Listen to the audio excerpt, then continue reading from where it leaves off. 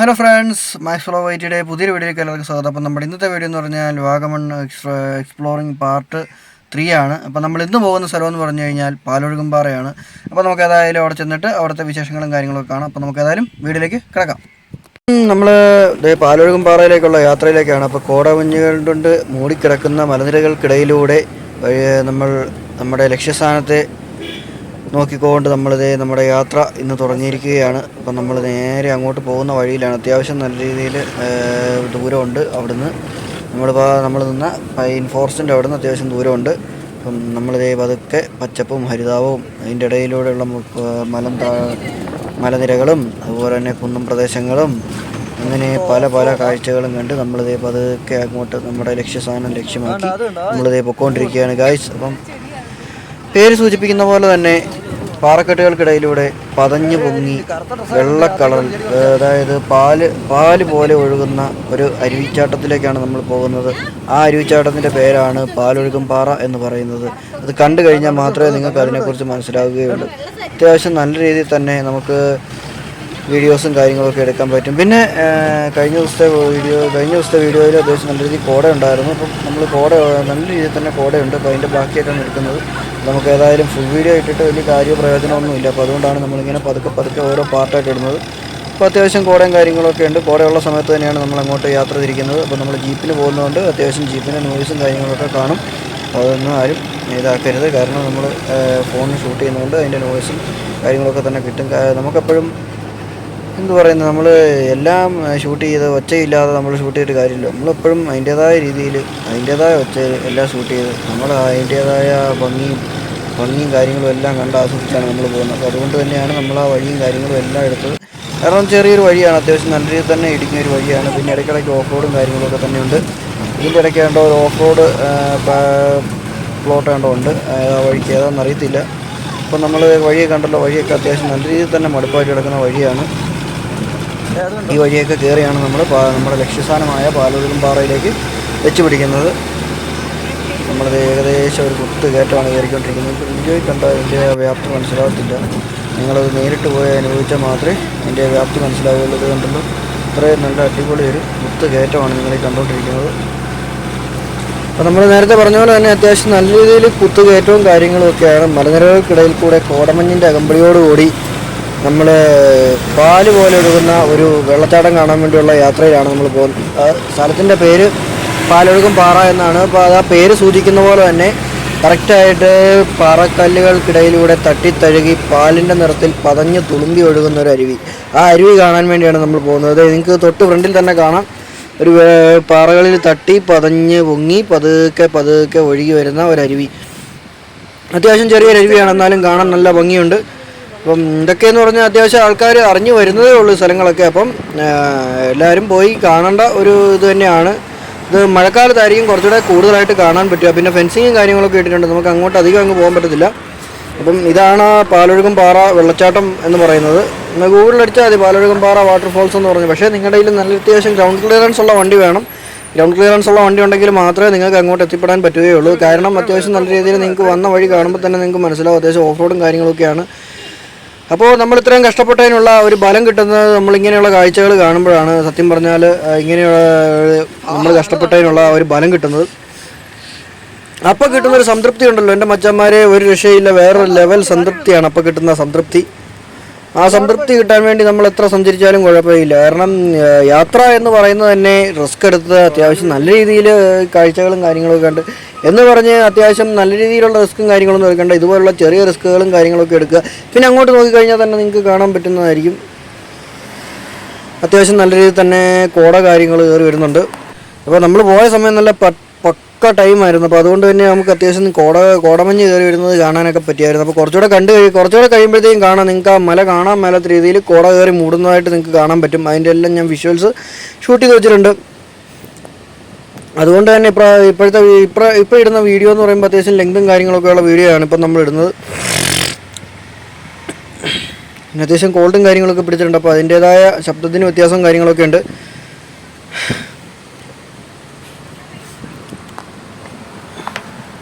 അപ്പോൾ അങ്ങനെയാണ് ഇവിടുത്തെ വിശേഷങ്ങളും കാര്യങ്ങളൊക്കെ. ജീവിതത്തിൽ ഒരു പ്രാവശ്യമെങ്കിലും നമ്മളിത് കണ്ടില്ല എന്ന് വെക്കരുത്. കാരണം അത്രയ്ക്ക് നല്ലൊരു എന്താ പറയുക, നല്ലൊരു സെറ്റപ്പാണ് ഇത്. ഈ കാഴ്ച നമ്മൾ പാലൊഴുകുംപാറയെക്കുറിച്ച് പറഞ്ഞു വരികയാണെങ്കിൽ വാഗമണിലെ തന്നെ ഏറ്റവും മനോഹരമായതും എന്നാൽ അത്രയധികം തിരക്കില്ലാത്തതുമായൊരു വെള്ളച്ചാട്ടമാണ് പാലൊഴുകുംപാറ എന്നത്. പേര് സൂചിപ്പിക്കുന്ന പോലെ തന്നെ ഞാൻ നേരത്തെ പറഞ്ഞല്ലോ, പാറക്കിടകളിലൂടെ പാലൊഴുകി വരുന്നത് പോലെ തോന്നിക്കുന്ന വെള്ളച്ചാട്ടമാണ്. അതാണ് ഈ പേര് വരാനുള്ള കാരണം. ഇവിടെ പോവുകയാണെങ്കിൽ വാഗമണിൽ നിന്ന് ഏകദേശം 8 to 10 കിലോമീറ്റർ അകലെ നമ്മുടെ പുള്ളിക്കാനം എന്ന് പറയുന്ന പുള്ളിക്കാനം മേലപ്പാറ റോഡിലാണ് ഇത് സ്ഥിതി ചെയ്യുന്നത്. അപ്പം അത്യാവശ്യം ഓഫ് റോഡും കാര്യങ്ങളൊക്കെ തന്നെ ഉണ്ട്. പിന്നെ ഏകദേശം 200 അടി ഉയരത്തിൽ നിന്നാണ് തട്ടുകളായി ഈ വെള്ളം ഒഴുകി വീഴുന്നതെന്നാണ് പറഞ്ഞു കേട്ടുള്ള അറിവ്. പിന്നെ എല്ലാവരും ഇത് കാണാൻ പോകുന്നവരാരും വേനൽക്കാലത്ത് പോകാതിരിക്കുക. കാരണം മഴക്കാലത്താണ് ഇതിൻ്റെ ഒരു പൂർണ്ണ ഭംഗി നിങ്ങൾക്ക് ആസ്വദിക്കാൻ പറ്റുന്നത്. അതായത് നമ്മുടെ ജൂൺ മുതൽ സെപ്റ്റംബർ വരെയുള്ള മാസത്തിനിടയ്ക്ക് എപ്പോഴേലും ഒരു ദിവസം പോയി കഴിഞ്ഞാൽ നിങ്ങൾക്ക് ഇതിൻ്റെ പൂർണ്ണമായിട്ടുള്ളൊരു ഭംഗി ആസ്വദിക്കാൻ പറ്റുന്നതായിരിക്കും. പിന്നെ കാണാൻ പോവുകയാണെങ്കിൽ ഒരു അതിരാവിലെ പോവുകയാണെങ്കിൽ നമുക്ക് മൂടൽമഞ്ഞിനകത്തൂടെ നമുക്ക് പാലൊഴുകുംപാറയുടെ ഒരു വശ്യ സൗന്ദര്യം നമുക്ക് ആസ്വദിക്കാൻ പറ്റും. കോട്ടയത്ത് നിന്ന് പോവുകയാണെങ്കിൽ 70 കിലോമീറ്റർ. നമുക്കിപ്പം കോട്ടയത്തുള്ളവർക്കാണെങ്കിൽ കോട്ടയത്തു നിന്ന് നമുക്ക് പാലൊഴുകുംപാറ കാണാൻ പോകാനായിട്ട് ഏകദേശം 70 കിലോമീറ്റർ സഞ്ചരിച്ചാൽ നമുക്ക് പാലൊഴുകുംപാറ സന്ദർശിക്കാനായിട്ട് പറ്റും. അതുപോലെ തന്നെ കൊച്ചിയിൽ നിന്നാണെങ്കിൽ ഏകദേശം 100 കിലോമീറ്റർ സഞ്ചരിച്ച് കഴിഞ്ഞാൽ നമുക്ക് പാലൊഴുകുംപാറ സന്ദർശിക്കാനായിട്ട് പറ്റും. വാഗമണിൽ നിന്ന് ഏലപ്പാറ വഴി പോകുന്ന ബസ്സോ ടാക്സിയിലോ ഇവിടെ നമുക്ക് അതായത് നമുക്ക് പാലൊഴുകുംപാറയിലെത്താം. അതായത് അവിടെ തന്നെ നമുക്ക് ഓഫ് റോഡ് ട്രക്കിംഗ് സൗകര്യം, അതുപോലെ തന്നെ ഓഫ് റോഡ് ജീപ്പ് സൗകര്യം ഇതെല്ലാം അവൈലബിൾ ആണ്. നിങ്ങൾക്ക് അവിടെ പോയി കഴിഞ്ഞാൽ ഇവരോട് പറയുകയാണെങ്കിൽ അവർ പാക്കേജ് അതിൻ്റെ വിവരങ്ങളും കാര്യങ്ങളൊക്കെ നിങ്ങളുമായിട്ട് സംസാരിക്കുന്നതായിരിക്കും. അപ്പോൾ നിങ്ങൾക്ക് അനുയോജ്യമായ പാക്കേജ് ഏതാണോ അത് നിങ്ങൾ തിരഞ്ഞെടുത്തിട്ട് നിങ്ങൾ അതിൽ കയറി യാത്ര ചെയ്യുക. അപ്പോൾ അതൊരു നിങ്ങൾക്കൊരു ഓഫ് റോഡ് അനുഭവം കൂടെ കിട്ടുന്നതായിരിക്കും. അതൊരു പ്രത്യേക ഒരു അനുഭവം കൂടെയാണ്. പിന്നെ പ്രത്യേകം ശ്രദ്ധിക്കേണ്ട കാര്യങ്ങൾ, കുട്ടികളായിട്ടൊക്കെ പോകുമ്പോൾ ഒരിക്കലും വെള്ളച്ചാട്ടത്തിനടുത്തേക്ക് ഇറങ്ങുന്ന വഴിക്ക് പ്രത്യേക എൻട്രി ഫീസുകളൊന്നും തന്നെ ഇല്ല. പക്ഷേ നമ്മൾ എന്നാ ചെയ്യേണ്ടതെന്ന് വെച്ച് കഴിഞ്ഞാൽ നമ്മൾ പരിസരം വൃത്തിയായി സൂക്ഷിക്കുക, മാലിന്യമുക്തമാക്കുക എന്നുള്ള കാര്യങ്ങളെല്ലാം നോക്കുക. അതുപോലെ തന്നെ ഏറ്റവും കൂടുതൽ വെള്ളച്ചാട്ടത്തിനടുത്തോട്ട് പോകാതിരിക്കുക. ഇത് നമുക്ക് വെള്ളച്ചാട്ടത്തിൻ്റെ എൻട്രൻസിലോട്ട് പോകാനുള്ള വഴിയാണ് നിങ്ങൾ ഈ കണ്ടുകൊണ്ടിരിക്കുന്നത്. അപ്പോൾ പിന്നെ പ്രത്യേകിച്ച് ശ്രദ്ധിക്കേണ്ട കാര്യം എന്ന് പറഞ്ഞു കഴിഞ്ഞാൽ നമ്മൾ വെള്ളച്ചാട്ടത്തിനടുത്തോട്ട് പോകുമ്പോൾ അവിടെ പാറക്കെട്ടുകളിൽ ചെറിയ കുഴികളും കാര്യങ്ങളൊക്കെ കാണാം. ഒരിക്കലും അതിൻ്റെ അടുത്ത് പോകരുത്. കാരണം മഴക്കാലമാണ്, അപകടങ്ങളുണ്ട്. അതുപോലെ തന്നെ പാറയിൽ തന്നെ വെള്ളം വീണിട്ടും അങ്ങനെ പായൽ പിടിച്ചിട്ടും ഒക്കെ നമ്മളത് ഒരിക്കലും അറിയാൻ പോകുന്നില്ല. നമ്മളത് പോയി ചവിട്ടിക്കഴിഞ്ഞാലേ നമ്മൾ അറിയുള്ളൂ. ഒരിക്കലും പോയി കാഴ്ച കണ്ട് ഭംഗി ആസ്വദിക്കാൻ പോയി ഒരിക്കലും ഒരു അപകടം വരുത്തി വെക്കരുത്. പിന്നെ കോടമഞ്ഞും കാര്യങ്ങളുമാണ്. പിന്നെ അത്യാവശ്യം ആൾക്കാരോ കാര്യങ്ങളോ ഒന്നും തന്നെ ഇല്ലാത്തത് കൊണ്ട് തന്നെ നമുക്ക് ഒരു അപകടം പറ്റിക്കഴിഞ്ഞാൽ വരാനോ എടുക്കാനോ ഒന്നും ആൾ കാണില്ല. അപ്പോൾ അതുകൊണ്ട് നിങ്ങൾ അതിൻ്റേതായ റിസ്ക് എടുത്ത് നിങ്ങൾ പോവുക. പിന്നെ സൂക്ഷിക്കുക, എവിടെ പോയാലും സൂക്ഷിക്കുക. ഞങ്ങളൊക്കെ ഈ പാറയുടെ മേളിൽ വലിഞ്ഞു കയറുന്നതെന്ന് പറഞ്ഞു കഴിഞ്ഞാൽ നമ്മൾ പല പ്രാവശ്യം നോക്കി കണ്ടിട്ടൊക്കെയാണ് നമ്മൾ പാറയുടെ മേളിൽ വലിഞ്ഞു കയറുന്നത്. അതായത് തൊട്ട് ഓപ്പോസിറ്റ് തന്നെ നമുക്കൊരു തേയിലത്തോട്ടവും കാര്യങ്ങളൊക്കെ കാണാൻ സാധിക്കും. അപ്പോൾ ആ തേയിലത്തോട്ടത്തിൻ്റെ അവിടെ ഒരു പാറയുണ്ട്. ആ പാറയുടെ മേളിൽ കയറി കഴിഞ്ഞാൽ നമുക്ക് പക്കയായിട്ട് പാലൊഴുകുംപാറയുടെ ഒരു അപ്പർ വ്യൂ നമുക്ക് കിട്ടുന്നതായിരിക്കും.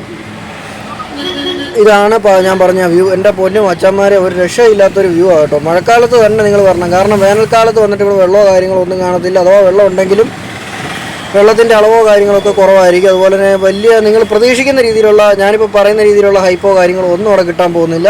ഏറ്റവും കൂടുതൽ സന്ദർശിക്കാൻ ഞാൻ പറഞ്ഞ പോലെ മഴക്കാലത്ത് പോവുക. മഴക്കാലത്ത് പോയി ശ്രദ്ധിക്കുക, പിന്നെ ആസ്വദിക്കുക. അതുപോലെ തന്നെ ശ്രദ്ധിക്കുക, എവിടെ പോയാലും ശ്രദ്ധിക്കുക. നമ്മൾ ഈ ടൂറിസ്റ്റ് പ്ലേസിൽ എവിടെ പോയാലും ശ്രദ്ധിക്കുക. പ്രത്യേകിച്ച് വെള്ളച്ചാട്ടവും കാര്യങ്ങളും ഉള്ളിടത്ത് പോകുമ്പോൾ ശ്രദ്ധിച്ച് തന്നെ പോവുക.